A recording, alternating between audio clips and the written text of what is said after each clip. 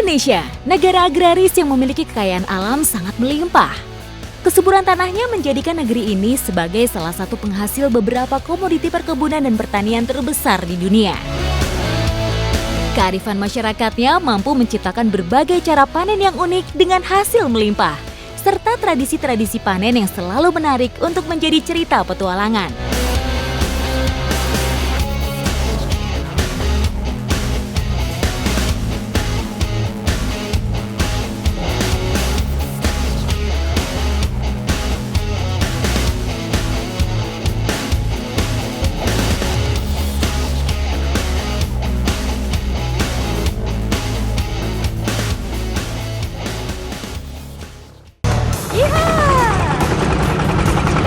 Vinda Andrian membuka petualangan hari ini dari Tanah Sumbawa, mengikuti keunikan cara dan tradisi panen khas masyarakat Tanah Intan Bulaeng. Sumbawa kini telah menjelma sebagai salah satu daerah penghasil jagung terbesar di tanah air. Ini rasanya memang kayak off-road sih, tapi ini saya sama Bapak lagi mau menuju ke kebun ladang di sana di depan. Itu untuk panen jagung. Lahan jagung tersebar hampir di seluruh penjuru pulau. Ketika musim panen tiba, area perkebunan menjelma layaknya permadani kecoklatan maha luas. Tak terkecuali di Desa Ongko, Kecamatan Tarano di dataran tinggi. Hampir semua lahan dialihfungsikan menjadi perkebunan. Ternyata saya baru tahu ladangnya itu se-ekstrim ini. Ini bukan kebun jagung biasa, tapi ini kebun jagung yang ada di lereng-lereng. Tuh, jadi miring begini nih kita posisinya.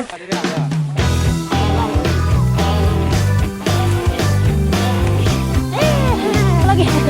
Oke.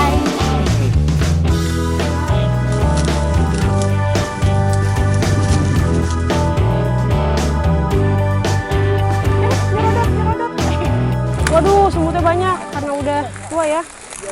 Nah, ini prosesnya sih sebenarnya sama aja kayak panen jagung biasa, cuma alatnya di sini pakai ini nih, unik banget nih. Pakai bambu kayak begini nih. Ini yang diruncingkan atasnya supaya untuk mencongkel, membuka itunya ya, membuka jagungnya. Jadi kelihatan tuh isinya, tinggal dibelah. Nih, pakai ini alat. Yang mana ada lagi, Bang?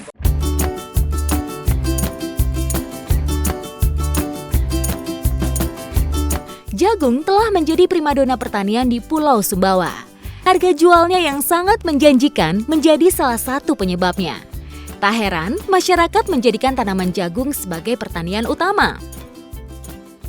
Selain sangat cocok dengan iklim Sumbawa yang panas, jagung juga mudah beradaptasi dengan wilayah bercurah hujan rendah.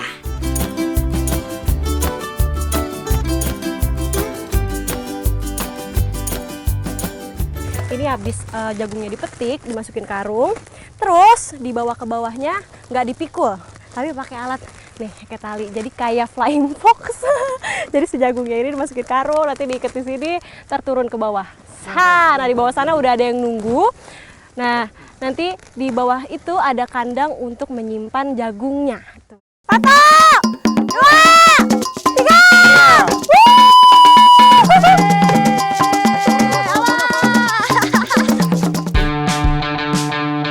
Ini dia yang unik dari perkebunan jagung di Sumbawa.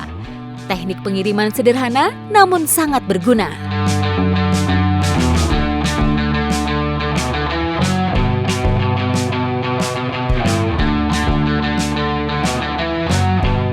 Kebun jagung di Sumbawa biasanya berada di lereng terjal. Jadi terciptalah Flying Fox untuk mengangkut karung-karung jagung ini.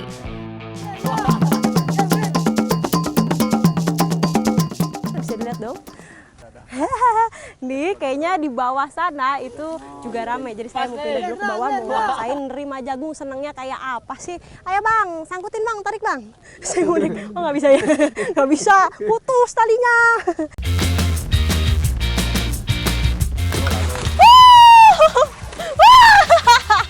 Terlalu banyak. Nah ini suasana di bawah, tadi saya udah nyobain ngoper dari atas ke bawah, dan di bawah ternyata rasanya seperti ini. Kita bahagia sekali nunggu jagungnya turun dari atas ternyata ya. Tuh, tapi harus hati-hati juga karena kalau misalnya nggak hati-hati, nih ini bisa roboh karena beratnya jagung.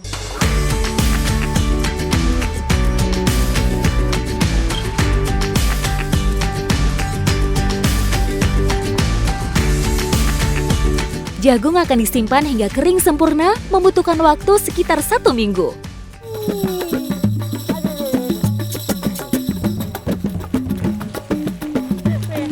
Akhirnya jagung saya datang juga ke bawah. Udah ditunggu-tunggu dari tadi. Sekarang nanti akan diklopek-klopek jagungnya.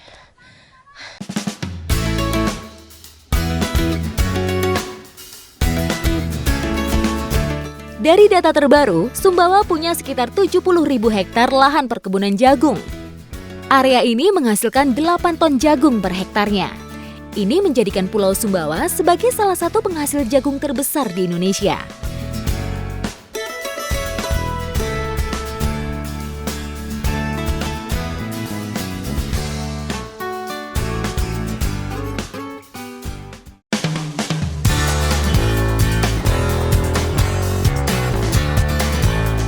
Di Sumbawa lagi musim panen, ada tradisi namanya basiru. Basiru itu semacam gotong royong untuk panen dan juga untuk menanam lagi nanti kembali. Nah, di dalam basiru itu ada yang namanya nimung rame. Nah, ini saya lagi menyiapkan alat-alatnya untuk nanti makan-makan bareng. Basiru selalu ditandai dengan memasak olahan khas bernama timung, yakni olahan dari beras ketan yang dimasak dalam bambu. Sehingga muncullah istilah nimung rame, karena kegiatan ini selalu dilakukan secara massal. Beras ketan yang dimasak dalam acara nimung rame merupakan bahan-bahan spesial. Biasanya ketan hasil petikan awal ketika musim panen baru dimulai.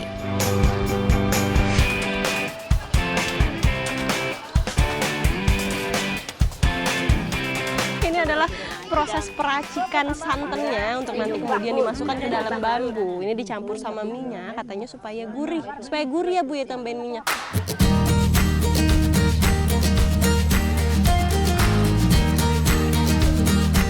Unik, nasi lemungnya nggak cuma dimasukin ke dalam bambu, tapi ditutupnya pakai bekas perasan si santannya tadi nih, pakai kelapa.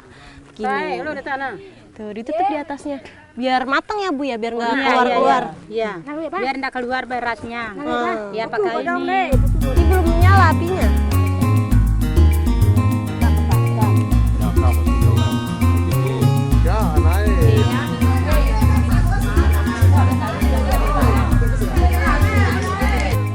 Nah, ini udah masuk ke proses pembakaran dari nasi limbung. Nah, ini membutuhkan waktu sekitar 2 jam. Nanti akan berubah warna menjadi hitam ya Bang ya.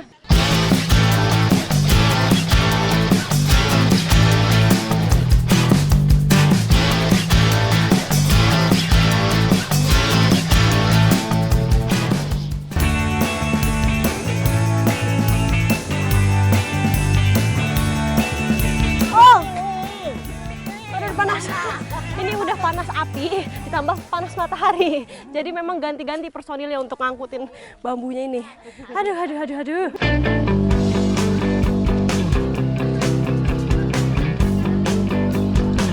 Kini saatnya menyajikan nimung. Bagi warga, kuah kaldu selain sebagai pelengkap rasa, juga bisa berfungsi sebagai pendorong ketika nasi nimung macet di tenggorokan.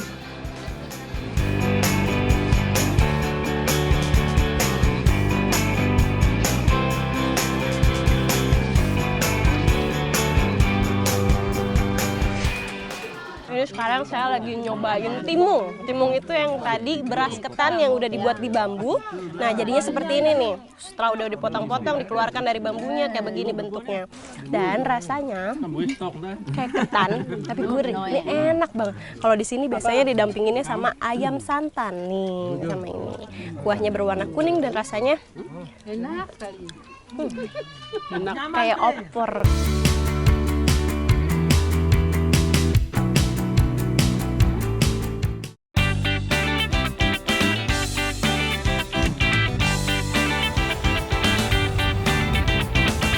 Selanjutnya Feby Hananto bertualang ke Nganjuk ketika musim panen raya bawang merah tiba. Memiliki bentang alam dataran rendah, Kabupaten Nganjuk memiliki potensi alam yang cukup menjanjikan. Bawang merah menjadi salah satu produk pertanian unggulan dari kota angin ini. Musim tanam bawang merah terbaik itu biasanya pada musim kemarau karena bisa menghasilkan bawang merah yang besar-besar nih. Jadi pertumbuhannya itu bagus banget.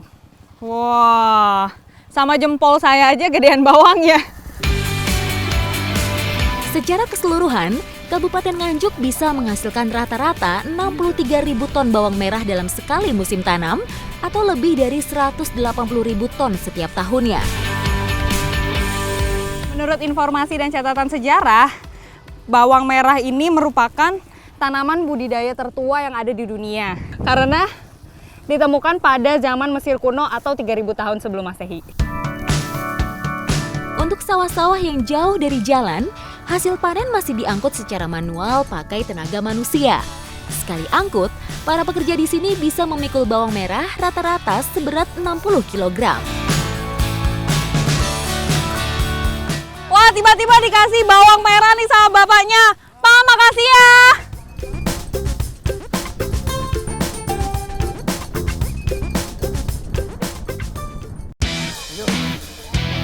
Proses penjemuran bawang merah murni mengandalkan panas matahari.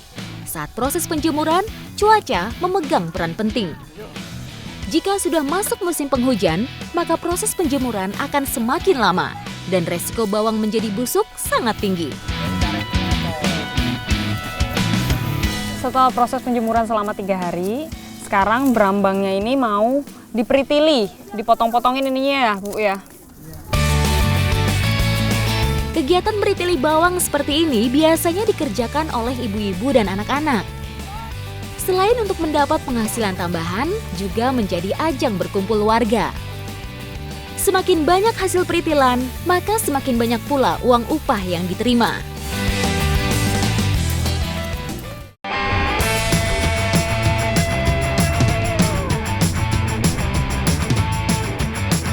Ternyata bawang merah selain bisa untuk bumbu dapur, bunganya juga bisa kita manfaatkan untuk membuat sayuran.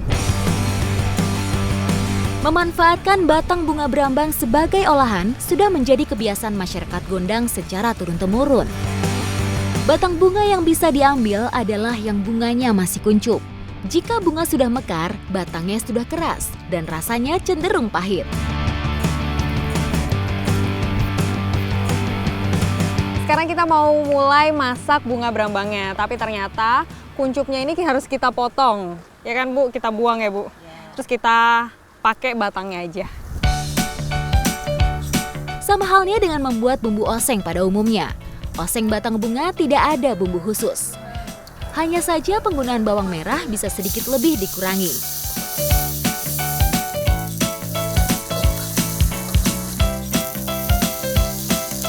Kalau dilihat-lihat, bunga berambang ini bentuknya seperti buncis. Oh, Bu ini udah layu loh Bu. Tuangin ya? Wah, kita tuangin nih. Tempe, tahu, dan juga teri.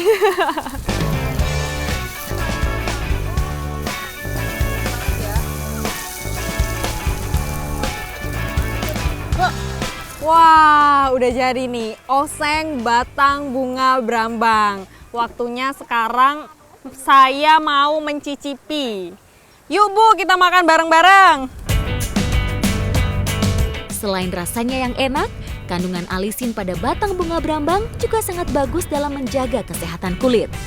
Alisin sendiri merupakan senyawa organ sulfur yang terkandung dalam tanaman bawang-bawangan dan bisa menjaga kelembapan kulit dari dalam.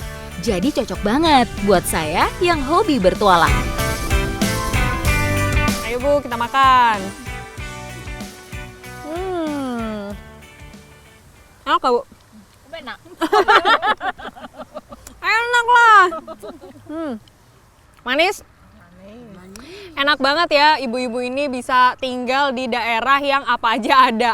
Mau bikin sayur ada, mau metik cabai juga bisa, bawang ada. Kalau saya nih harus ke pasar dulu. Udah sehat, enak pula. Ikuti jejak saya, jejak petualang.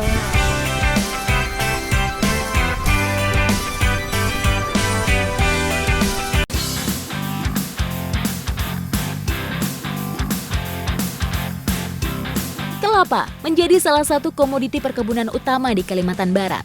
Vinda Andrian pun ikut merasakan keunikan cara panen kelapa di wilayah pesisirnya. Hari Kali ini saya mau panen buah yang menjadi komoditi terbesar di Desa Peniti, Kalimantan Barat. Mau tahu seperti apa? Tetap ikuti jejak saya, Jejak Petualang. Kelapa mulai berbuah saat pohon usia 3-4 tahun. Masa produktifnya bisa mencapai usia 40 tahun.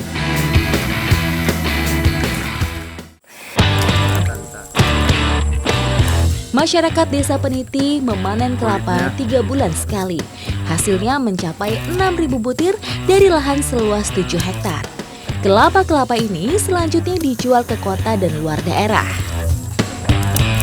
Ada satu kebiasaan untuk masyarakat di sini, kalau habis panen, dibawa ke kampungnya tidak digotong, melainkan dibawa ke sungai, bawanya pun diseret, begitu Bu? Dari data terakhir, Provinsi Kalimantan Barat mampu menghasilkan lebih dari 81.000 ton kelapa per tahunnya. Kita udah mulai sambi kalau di sini ya Bu. Sambi yaitu menarik kelapa yang sudah diikat seperti ini panjang menuju ke kampung supaya tidak berat untuk kita bawa.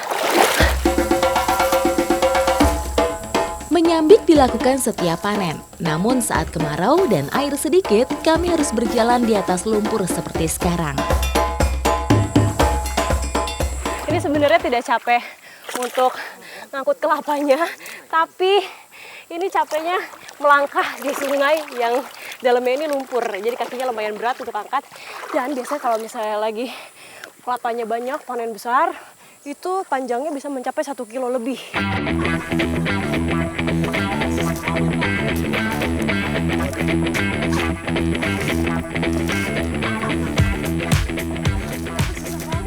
Setelah kelapanya dipanen, biasanya masyarakat langsung bawa kelapa-kelapanya ke langkau. Nah, di langkau ini adalah tempat penyortiran antara bedain yang mana yang masih baka dan juga yang udah kopra. Jadi perbedaannya terlihat jelas ketika sudah dibelah seperti ini. Kelihatan dari kulit dalamnya, ini serat-serat bagian dalamnya. Kalau misalnya kopra warnanya coklat tua seperti ini. Tapi kalau misalnya baka atau masih muda, nah ini warnanya agak lebih muda.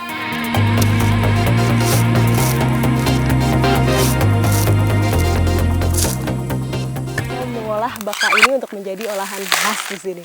Ikuti jejak saya, Jejak Petualang.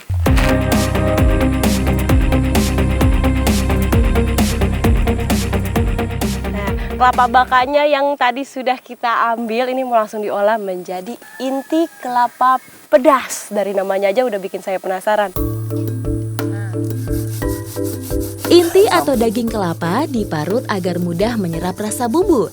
Sesuai namanya, inti kelapa pedas, maka cabai pun harus banyak. Ini semuanya Bu. Nah, untuk menambah cita rasa gurih dan juga asin, ini ditambahkan dengan ikan teri bumbunya. Biasanya kalau ikan teri itu kan nggak disatukan sama bumbu, dipisah. Tapi kalau ini ditumbuk bareng, supaya rasanya lebih meresap lagi ya Bu, lebih enak. Semua bahan kemudian ditumis dengan tambahan serai dan daun jeruk supaya aroma semakin menggugah selera. Nah, ini kalau misalnya udah mulai mateng, dari fisiknya sih mirip sama ini ya Bu, serundeng. Ya, hampir sama. Cuma kalau ini kan pakai ikan teri, biasanya serundeng itu pakai ayam. Dan aromanya ini udah enak banget. Saya udah gak sabar untuk nyobain.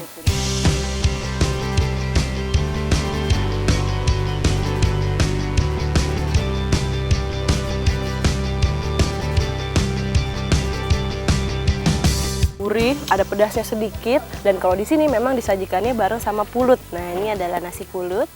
Ini enak banget dicocol, terus ditempelin seperti ini ya caranya. Nah, ini langsung. Nikmat banget, nyaman kalau di sini. Nyaman itu enak. Enak. Inti kelapa pedas. Rasanya enak, mengolahnya juga tidak sulit ya Bu ya. Gampang. Dan sering kita temui juga bahannya. Jadi tetap ikuti jejak saya, Jejak Petualang.